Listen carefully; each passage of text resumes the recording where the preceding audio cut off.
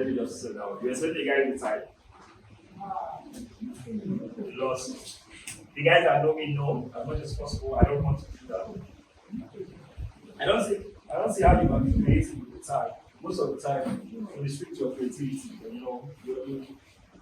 You're trying to be very packaged most of the time. Yeah. So, as much as possible, I don't like very, I don't like very all this stuff.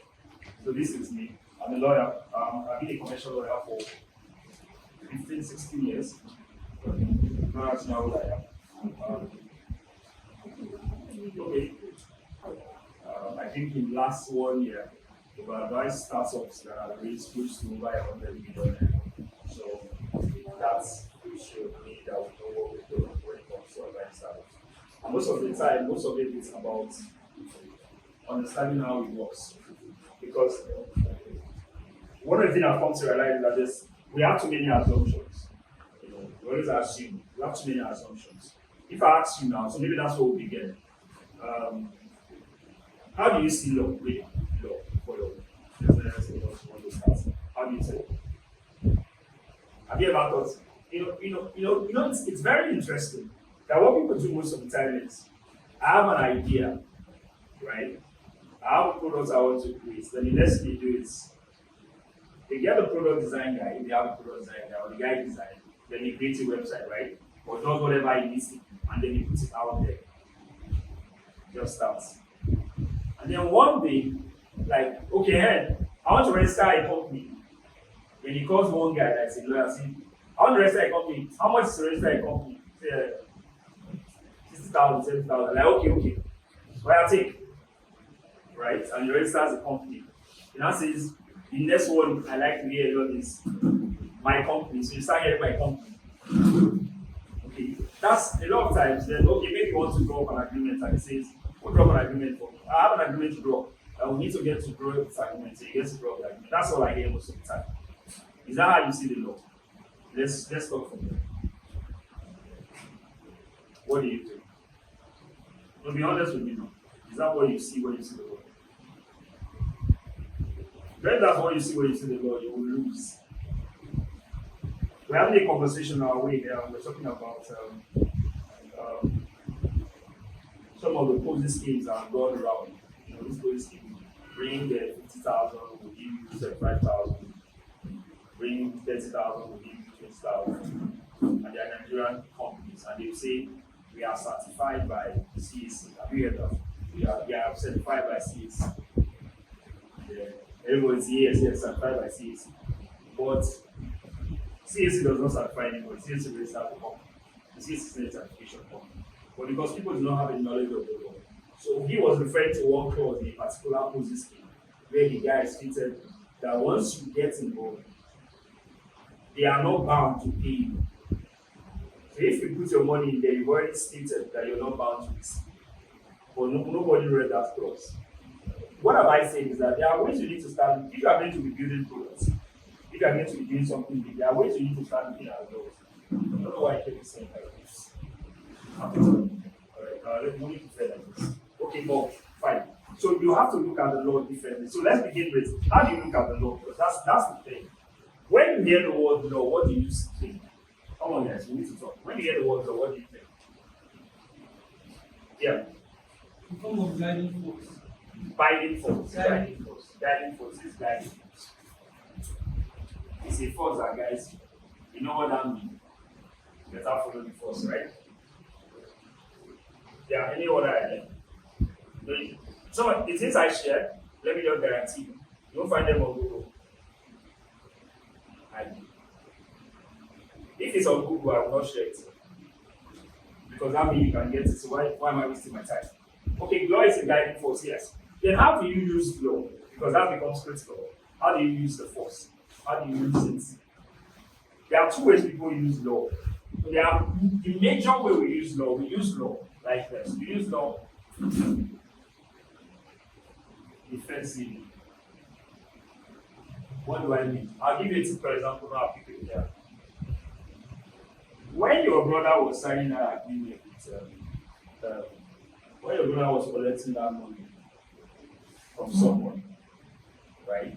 He collected the money, And Casala boss, they took him to police station. Then when they were taking him to police station, he now called a lawyer. Why? So that he will not detain your brother, or if they detain him so that they can bail him, right? That's why he called the lawyer. Why did you not call the lawyer when they wanted to draft the agreement? So you are playing defensive. Most people use the law for, they use the law after the problem. If you use that, you will destroy your business. You just kill your business. People, they use the law after. So what do I mean after? I have developed this product. When I'm done developing this product, I then go like, I want to register a company. Like I was saying, like, okay, who register it for me? So you call the lawyer friend, or you yourself, you can register companies now. You go to cuc.gov.ng, you can register your company. But you are going to be in trouble because there's a memorandum and article of association you do not know anything about except you're a lawyer. Okay, but okay, I just get, how many shares do you want?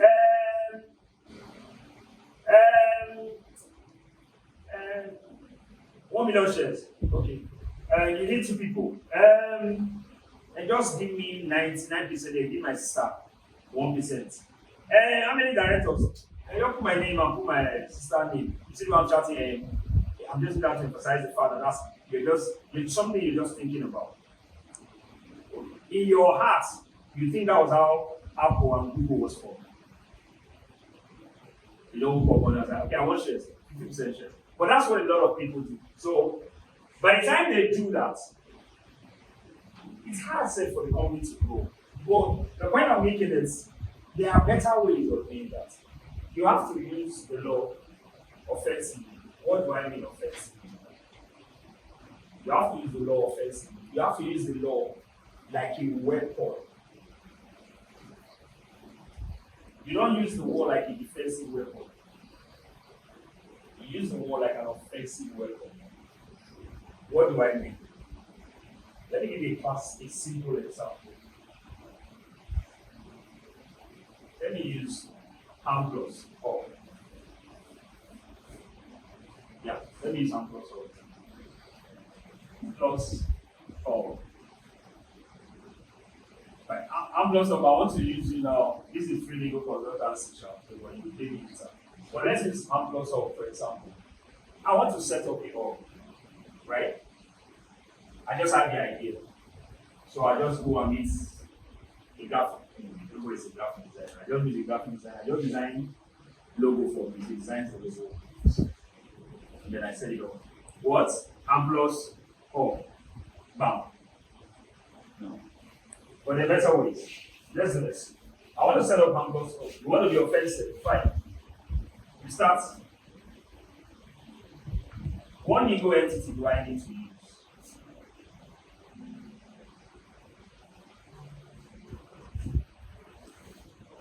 What's my company? What's Hamplus assets? How do I protect them? Protection.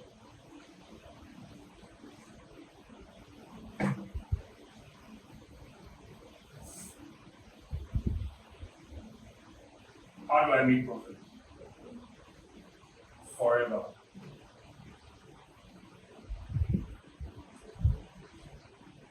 So you start by, you see, even this legal entity will be determined by one thing. What is the risk?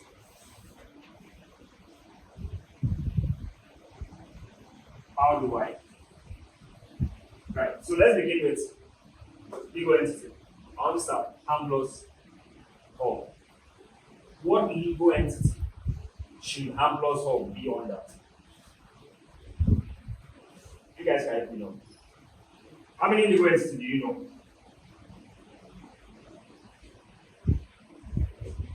Alright, so how many legal entities do you know?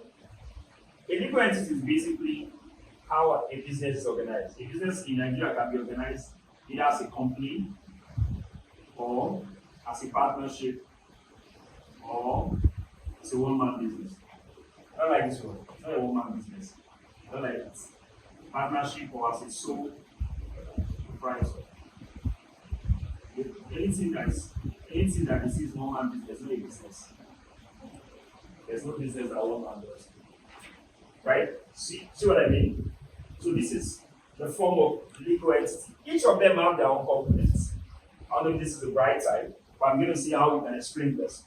Did you notice that it's just simple to form to get this thing done that I'm doing this now? I'm not doing this after I've done this. Just to establish, let me hide this thing at the corner. Just to establish Hamplus. I'm doing this stuff. Now, how do I determine which one I should use? I want Hamplus to be separate from me, Austin. In other words, I want Hamplus to be a separate individual from me. So, separate individual. I want Hamplus to be able to raise money not connected to me. I'm going to raise capital. So I should use a company. If I'm going to use a company, how many persons is going to join me in raising capital for this company? How much will each person contribute? Who is bearing the risk for the company failing? If the company fails, who bears the risk? Who loses the money? Is it too much? Okay. One of the things I enjoy is the look of people's face when I start explaining the law the way I'm doing. Because you know what people expect. Please, I've noticed a number of times that the first thing I see people expect that you don't expect to see section 14, subsection 8, paragraph 97. Have I mentioned anything in essence? But you see, it's a deeper thinking that will produce for you the result that you will require. It is.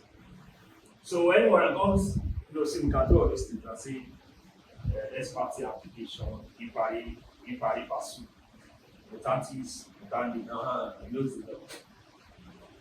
those are the So, what legal entity will he choose? See, the legal entity will now choose, will then depend on what he wants to achieve.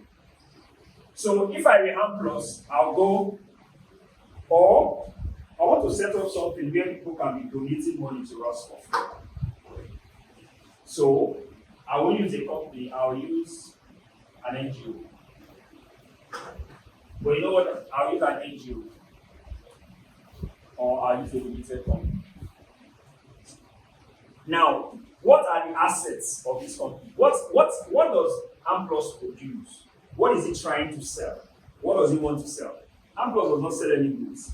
Let me use an example. Maybe Hamplus, for example, it incubates startups. So how is Hamplus going to make money from those startups? How is he going to make money from those startups? Not him as a person, but as a company. How is he going to make money from that product? That becomes the most important question.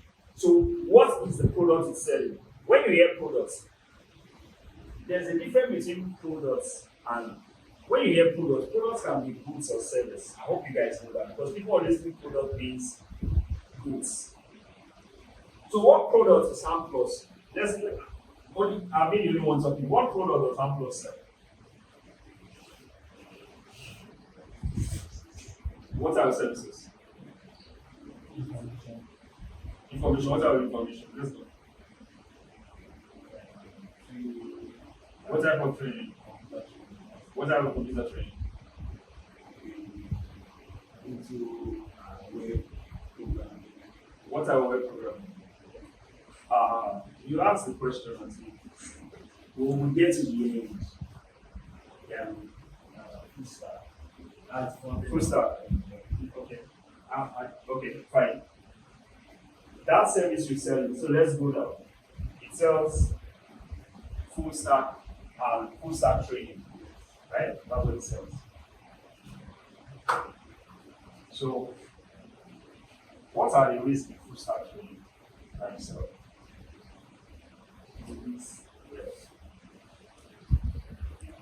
See, it's so did you ever think there was risk in full stack training? You know why people do services? People think services are not risk.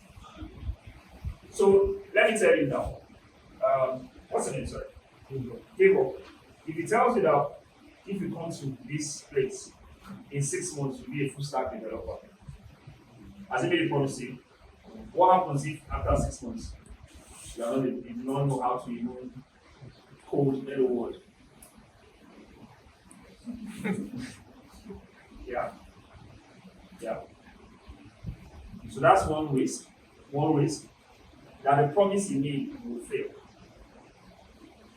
And that leads him, that exposes him to liabilities. I was telling him, we have this stuff 2-3 weeks ago. The guy that did the video for me, I don't like what he did. I think I told him. When he was like, don't pay him. I'm like, see, I have to pay him. You know why? I didn't make that as the condition for hiring him. So I'm bound to pay him. So, you see, we just drill down to the risk that you make the promise, and as our people was, if the person doesn't learn. But do you know what you now have done? Like, okay, my name is Austin, I'm the managing director of Hamplus. I'm different from Hamplus. So that's why I now have to register Hamplus as a limited liability company. So Hamplus will give a contract to Favor that says we are going to train you so as if you do not train you, if you do not get up to that standard, it's because you didn't do this. So I push the risk away from you, transfer it to my company, and the company also push the risk away from to you. As if for you to become a full stack guy, you'll have to do all the assignments, you'll have to attend classes every day, you'll have to do this. If you do not do this, we cannot guarantee that you do this. I know I've not confused anybody. Right. Now, see, those are the thinking that goes in. Now, so let's go back to the full stack. For you to be able to create full stack, right? You have to full stack training. You have to create training manuals, training programs. You have to train the teachers. What if the training manual, after you create the training manual, somebody takes it and starts using it? It's your copyright. So how do you protect your assets? Who owns your assets? Your teachers. Are they owners of the company or are they owners of the assets? Because teachers normally stay. So the time that the teachers will be doing what they are doing, who owns the things that teachers will be doing? Is it you or is it them? Well, that's the question. So how do you protect it to ensure that if one teacher leaves tomorrow, he doesn't carry all the knowledge that's been set out? Right? Now, I'm going to just jump forward. You see, this question I'm asking, if you come and say, I need 20 million to start a business, these are the questions you'll be asked. I don't know if you guys have heard about it. You hear about this company that raised $20 million, this company raised $5 million, this company raised $100,000, and you all are feeling like, you know what, I'm doing full stack. After I'm going with full stack, I will build a business that will fear people. Right? Business I will build, it will shock everybody in their faith. You see the questions I'm asking you? You're going to get uncomfortable. Those are the questions. Right? So are you willing? So the assets of the company, who owns it? Is it the individual or is it the company that owns the assets? If it's the company that owns the assets, how long does that assets protection going to last? You know why? It is from your assets that you produce profits, isn't it? So if your assets that is the lifeblood of the company is not in the company's name, then the company is not any company, it is dead.